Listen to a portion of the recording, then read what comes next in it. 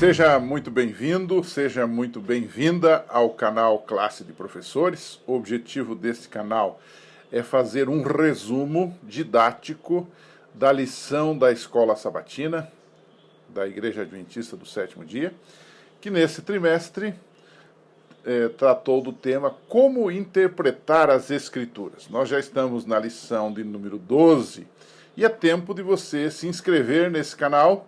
É tempo de você divulgar para os seus amigos, porque esse é um trabalho voluntário e, ao mesmo tempo, um trabalho que visa ajudar o aluno e o professor da Escola Sabatina a compreenderem melhor a Palavra de Deus.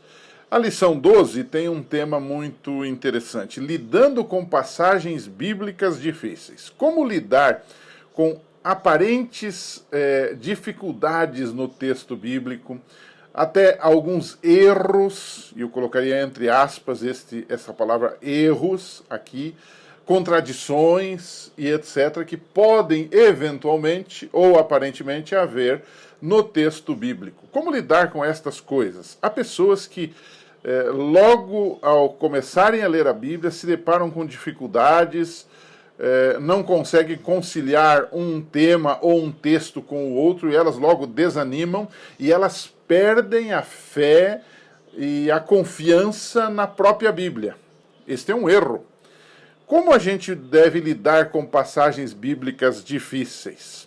A primeira coisa é que a própria Bíblia disse que isso seria uma realidade. O apóstolo Pedro, falando das cartas de Paulo, seu companheiro, que por vezes continham temas difíceis, complexos, temas teológicos mais pesados, ele disse que há certas partes das cartas do nosso irmão Paulo que os doutos e inconstantes torcem, partes difíceis, que os doutos e inconstantes torcem para a sua própria perdição. Então esse fenômeno de achar erros ou dificuldades na Bíblia não é novo. É fruto dos pecadores. O pecador sempre quer arranjar uma desculpa para o seu pecado. Então, muitas vezes, ele tenta achar na própria palavra de Deus contradições ou erros ou suposições daquilo que ele crê, e ele, então, sai pela tangente, digamos assim. Mas não é assim. Uma primeira pergunta que eu levantaria aqui: quais são alguns pontos que podem trazer contradição ou dificuldade, ou até um erro, entre aspas, no texto bíblico? O primeiro deles, eu diria que é o básico de todos eles, é a dificuldade que as pessoas têm em crer no poder e no milagre que Deus pode fazer. Vou tomar só um exemplo. Então, por exemplo, a Bíblia diz que Deus criou o mundo em 6 dias e no 7º dia descansou, Gênesis capítulo 1. Muita gente não consegue acreditar nisso. E então, com a sua dificuldade de não acreditar no texto bíblico, esta parte da Bíblia e todas as outras se tornam para ele uma dificuldade, um obstáculo. É um texto muito difícil. Como eu posso entender que do nada um Deus criou os céus e a terra e tudo o que neles há? Outras pessoas têm uma dificuldade para acreditar no poder de Deus, na ressurreição, por exemplo, de Lázaro, na ressurreição do próprio Jesus. Por isso que Jesus disse: errais não conhecendo nem o poder de Deus e nem as Escrituras. Então, hoje em dia, esse verso tem uma aplicabilidade muito grande, até muitas vezes dentro das igrejas. As pessoas de fato estão ali, mas elas não creem no poder de Deus. Então, esse é o primeiro, digamos assim, ponto que pode levar você a ter dificuldade de entender o texto bíblico. Porque você não crê, não crendo não vai entender. Nós precisamos primeiro crer para então ver. A fé bíblica não é ver para crer, mas é crer para então ver. E Deus então revela toda a sua vontade ali.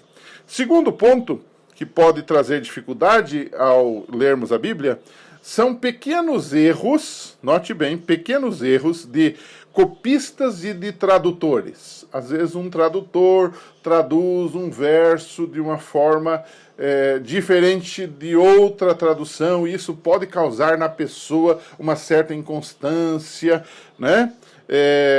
Pode haver também algum erro de algum copista que copiou um número errado, né? você pode ter algumas dificuldades nesse sentido. Eu aqui estou me lembrando agora, me veio à mente nesse momento, Jesus dizendo que o grão de mostarda é o menor grão que tem. Na verdade, se formos fazer uma investigação científica, a gente vai descobrir que o grão de mostarda não é o menor. Existem grãos menores. Seria um erro da Bíblia? Então não pode. Essa não pode ser a palavra de Deus, porque ele comete um erro de ciência. Bom, Jesus não era exatamente um cientista. E a Bíblia não foi escrita para provar ciência. Embora ela não é contra a ciência, mas ela nos desperta a fé, o compromisso com Deus e com sua salvação. Né? Uma coisa muito interessante é que os tais erros, e eu sempre gosto de colocar entre aspas a palavra erro aqui, que nós encontraríamos na Bíblia eventualmente, eles têm a ver com a periferia do texto. Eles nunca têm a ver com o centro do texto. A Bíblia nos ensina que você e eu somos grandes pecadores e que Jesus é um grande Salvador. Essa é a mensagem central da Bíblia. Então, pode conter algum errinho de copista, que não compromete o todo da Bíblia, a mensagem central de salvação. Não é? Mas o primeiro bloco é possíveis erros e contradições na Bíblia, que dificultam a leitura do texto e que tornam alguns textos mais difíceis do que os outros. Como é que a gente pode lidar com essas aparentes contradições e sair-se delas? E como é que a gente pode entender certas passagens para nós, humanos, consideradas difíceis da Bíblia? Deixa eu lhe dar primeiro uma conclusão que eu tenho adquirido no decorrer da vida como estudioso da Bíblia. É que certas passagens, textos que às vezes são tão difíceis de entender, na vida prática eles não têm uma relevância tão grande. Mas há passagens que são fáceis de entender, que são diretas, que são claras, que são objetivas e que têm a ver com a nossa salvação e com a nossa vida prática. Vou citar um exemplo. A Bíblia diz que nós devemos amar até os inimigos. Alguém tem dúvida disto? Alguém tem dúvida dessa passagem de Jesus, que disse, ame até os seus inimigos, orem pelos que vos perseguem? Isto é fácil de entender, mas é difícil de fazer. No entanto, pode haver um probleminha de tradução em algum verso do Velho Testamento, ou até do Novo, que vai causar todo um celeuma, toda uma discussão, mas que na prática não vai alterar a minha vida, o meu dia a dia, e nem a minha salvação. Então, percebeu como são as coisas? Então, a primeira dica é esta. Há uma outra dica que eu diria assim, de como lidar com as aparentes contradições da Bíblia.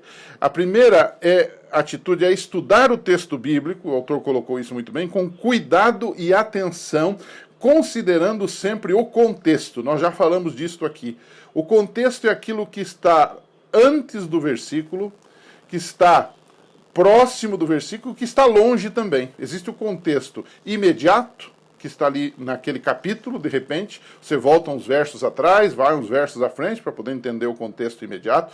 Há um contexto mais amplo, que talvez seja o livro todo que você está estudando, e há um contexto geral, que é a Bíblia toda, para você ver se aquilo que você está pensando sobre aquele verso, ele combina com toda a doutrina bíblica de Gênesis a Apocalipse. Então, contexto imediato, amplo e geral. Não é? E o apóstolo Paulo disse a Timóteo, tem cuidado de ti mesmo e do teu ensino. Então, a primeira atitude é ter cuidado e atenção. Às vezes, a gente que lê a Bíblia de forma displicente.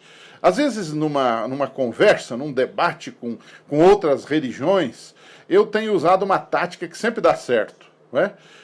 Geralmente as pessoas que vêm debater com a gente, eles citam a Bíblia de cabeça, mas às vezes com a cabeça falha. Então eles jogam um texto assim, sem muita preocupação, do tipo assim, o dinheiro é a raiz de todos os males. E então eu paro e digo para a pessoa, é exatamente isso que o texto diz? Volte lá com cuidado e você vai ver que o texto não diz isto. Aí você volta, você abre a Bíblia, por isso é importante ter a Bíblia, seja em método digital ou em papel, você mostra para a pessoa e a pessoa fica acabrunhada, porque o texto lá não diz isto, o amor, o dinheiro é a raiz de todos os males, lá diz o amor ao dinheiro é a raiz de todos os males. Você percebeu a diferença? Então isso é estudar a Bíblia com cuidado. Se fizermos isto, as dificuldades ou até contradições ou erros, entre aspas, vão desaparecer. Não é? Segundo ponto é aproximar-se da Bíblia com humildade, deixando de lado suas próprias teorias. O Tiago 4,6 diz que Deus dá graça aos humildes. Há muita gente que se aproxima da Bíblia com a cabeça cheia, cheia de seus pensamentos, cheia de suas ideias e cheia de suas besteiras também. Eles têm pressupostos de vida, de racionalidade ou de irracionalidade que eles querem impor ao texto bíblico. Eles querem que a Bíblia concorde com a ideia deles. Aí não vai dar certo. Aí o texto vai ser sempre difícil, vai ser sempre controvertido, vai ter sempre erros, na minha visão, não humilde. Então, se você se aproximar da Bíblia, se aproxime com humildade de que você está diante de algo sagrado, transcendente, e que é a palavra de Deus que ele quer revelar a nós do jeito dele, da maneira dele. Um outro aspecto interessante que o autor coloca é estudar o texto com determinação e paciência. E ele cita até um texto que diz que nós não devemos nos cansar de fazer o bem, pois no tempo próprio nós colheremos, se não desanimarmos. Gálatas 6, verso 9. Então, estudar o texto com determinação e paciência. Muitas vezes, uma leitura à primeira vez, ela não nos parece clara. O sentido, o significado do texto. Mas voltemos ao texto várias vezes quanto necessárias, com o método certo, conforme estudamos em todo esse trimestre, e Deus vai nos mostrar qual é o caminho e qual é o significado. Não é? E um último conselho, aliás, um penúltimo conselho, é interpretar o texto bíblico a partir da própria Bíblia. O que isso quer dizer? Há uma regra de ouro na interpretação que diz assim: a Bíblia interpreta-se a si mesma. Não procure fora da Bíblia explicação, a menos que seja a arqueologia, só para confirmar, para lhe dar uma evidência. A própria história é importante também, né? Mas as passagens bíblicas, elas estão entrelaçadas pelo Espírito Santo, de tal forma que, como disse Paulo, nós devemos comparar coisas espirituais com coisas espirituais, e então teremos um resultado satisfatório no estudo da Bíblia. E por último, e não menos importante que os demais, é estudar sempre a Bíblia com oração, sob a orientação do Espírito Santo. O Espírito Santo inspirou os profetas, e ele pode iluminar, note bem o termo, a nossa mente para entendermos a Escritura. Nós não somos inspirados no sentido bíblico. Se faz hoje uma confusão entre inspiração e iluminação. Inspiração é um termo técnico que serve só para os profetas e escritores bíblicos que recebiam uma revelação direta e objetiva de Deus. Nós, quando lemos, somos iluminados pelo mesmo Espírito para entendermos aquilo que já é inspirado, aquilo que já é certo. Nós, em outras palavras, não determinamos o que é de Deus ou não é. A Bíblia toda para nós é de Deus. Toda a Escritura é inspirada, divinamente inspirada. E é útil para a correção, para o ensino, para o aperfeiçoamento na justiça. Então, você deve sempre estudar a Bíblia com oração e com orientação do Espírito Santo. E então, terminando, vamos deixar uma daquelas perguntas assim provocativas para você discutir e terminar bem ali a sua lição, né? Por que não deveremos nos surpreender ao encontrar na Bíblia alguns assuntos difíceis de explicar e entender? Afinal, também coisas do mundo natural, temas do mundo natural, são difíceis de entender. E o autor até faz uma colocação interessante, diz assim: até hoje, por exemplo, a água está repleta de mistérios. Sobre a água não se descobriu tudo, ainda se há coisas para descobrir. Agora você imagine a palavra de Deus, há tantas coisas para descobrir. Mas há um detalhe, às vezes pensando nisso também, tem gente que diz: eu não vou estudar a Bíblia porque é muito complicado, é muito difícil, já que é a revelação de Deus. E bem ao contrário, a Bíblia é exatamente isto, a revelação de Deus. E ele deu para nós num ato de amor, uma carta de amor para que pudéssemos entender, praticar e sermos salvos por Jesus. Pense nisso, estude um pouquinho com a sua classe. Na semana que vem a gente volta para a derradeira lição desse trimestre, que foi muito bom. Inscreva-se no nosso canal, divulgue o nosso canal aos seus amigos. Um abraço para você e até lá.